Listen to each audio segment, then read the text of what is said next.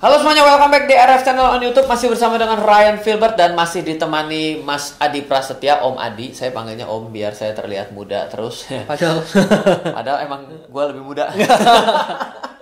Oke, kita sudah kembali di hari Senin dan setiap hari Senin kita selalu membahas mengenai tema-tema menarik terkait dengan trading forex dan masih dengan alat bantu robot atau disebut dengan expert advisor, karena saya adalah golongan setengah kolonial bercampur dengan milenial. Di sebelah saya ini adalah milenial tulen, jadi banyak menggunakan robot dan saya banyak belajar dari Adi juga terkait dengan penggunaan robot trading pada trading forex. Nah, setelah di minggu lalu kita berbicara mengenai lot money management, maka di minggu ini kita mengambil satu pilihan yang juga banyak ditanyain Adi, yaitu adalah terkait dengan time frame management. Nah, buat Anda yang juga mau mulai belajar trading forex adalah suatu hal yang enak menurut saya pribadi, nggak tahu menurut Adi. Enak kenapa? Karena Anda bisa lakukan Senin sampai dengan Jumat, jam berapapun pasarnya buka. Ya, kalau saham cuma buka ketika jam bursanya ada gitu. Kalau ini jam bursanya akan selalu mengikuti pasarnya berganti dari satu daerah region ke daerah yang lain, sehingga 24 jam Anda bisa melakukan transaksi pada perdagangan forex dan komoditi. Nah, bila Anda ingin mengikuti memulai belajar trading forex, Anda bisa buka di akun okta.id, di mana okta.id adalah broker forex yang memiliki lisensi lengkap dan terdaftar di badan regulator di Indonesia. Saya selalu mengatakan buat Anda yang pemula, Anda lebih baik mencari broker yang bisa Anda ketok pintunya dengan mudah dan Anda datengin. Kenapa? Just in case bila ada pertanyaan Anda mungkin merasa dirugikan, Anda bisa melapor kepada badan regulasi yang bahasa ngomongannya sama seperti kita. Sehingga kita boleh ngomel-ngomel dengan bahasa yang sama. Kalau dalam bahasa yang beda kan kita sulit. Mungkin seperti itu secara gamblangnya. So, Anda bisa membuka akun virtual Anda sekarang juga di okta.id, Okta Investama Berjangka. Adi, Oke. banyak yang tanya, misal kita kasih sebuah strategi, katakanlah yang gampang banget deh, yang namanya menarik support dan resisten.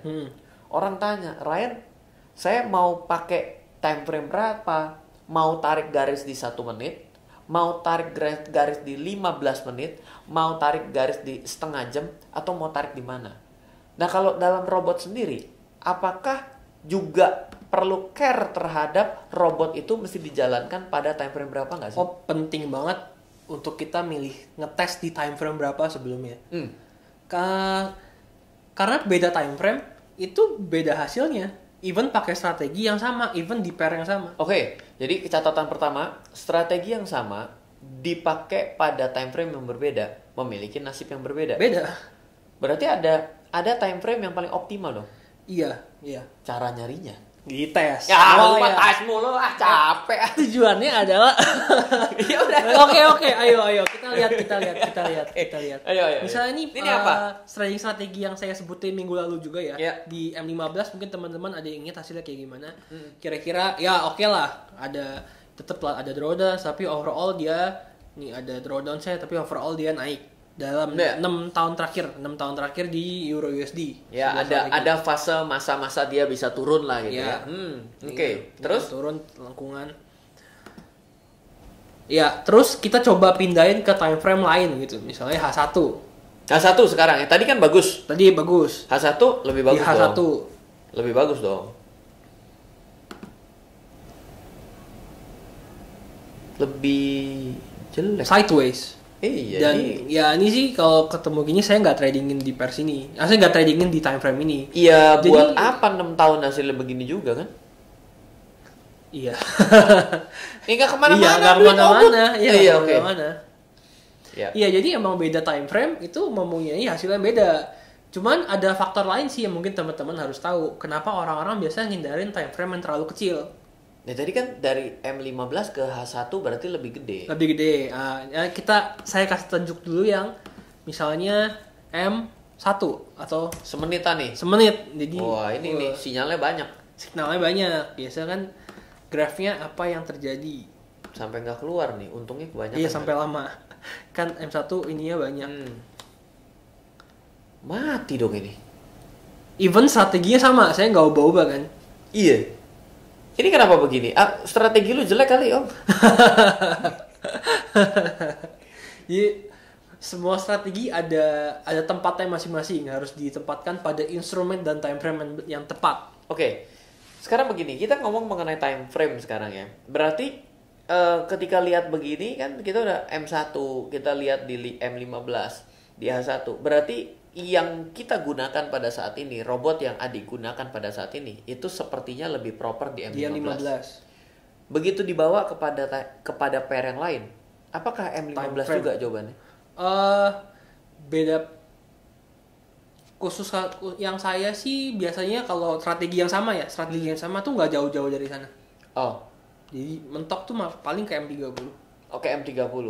Tapi nggak bisa bikin ini sih ya, time frame sendiri, Kalau misalnya M18 gitu nggak bisa ya? Di sini kayak belum bisa deh. Belum bisa ya? Oke. Kalau nggak mungkin jangan-jangan M18 lebih bagus gitu ya? Terlalu kecil bedanya sebenarnya. Terlalu kecil nggak terlalu signifikan. Nggak terlalu ya? signifikan. Oke, baik. Terus habis itu apalagi yang kita harus perhatikan terkait dengan time frame ini? Time frame itu sebenarnya teman-teman kalau di forex harus juga aware terhadap spread sama komisi. Oh, spread dan komisi. Spread dan komisi. Masalahnya di M1 itu mungkin aja strateginya bekerja, tapi habis sama komisi sama spread. Jadi, karena spreadnya ketinggian. Maksudnya bukan spreadnya ketinggian. Candle-nya itu kecil banget kan di M1. Jadi maksudnya jarak TP-nya cuma 5 pips, spreadnya udah 2 pips, gimana mau untung? Dapat 3 doang. Iya. Oh. Berarti kesimpulannya pada M1 ini adalah bukan strateginya yang jelek. Mungkin aja strategi juga gak cocok di M1. Tapi biasanya sih di M5 M1 sejauh selama saya backtest saya belum bisa nemuin strategi yang bisa survive di M1. Gara-gara mungkin spreadnya terlalu spreadnya dibanding TP-nya itu terlalu besar. Oke, jadi ini ya apa menjadi suatu awareness karena banyak sekali ya yang tanya, "Pak, saya pengen sekali choppy trade, saya pengen scalping gitu. Oh, saya pakai M1." Berarti boleh dibilang teman-teman yang selama ini menggunakan M1, apa pendapat lo? Kalau tergantung strategi, balik lagi tergantung strateginya sih. Cara ngeliatnya gimana. Cuman kalau pakai strategi saya ini M1 sejauh saya backtest kesimpulan saya sih spreadnya itu nggak masuk, TP-nya terlalu kecil. Iya. Ya, brokernya juga ngejaga diri lah. Kalau nggak kan dia juga modar juga gitu ya. Oke. Baik.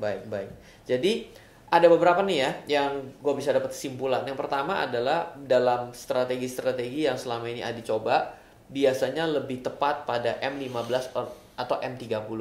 Balik ke strateginya loh, nggak semuanya M15 kan nanti. Lu pernah dapat nggak yang bagus di D1 gitu? D1 tahu.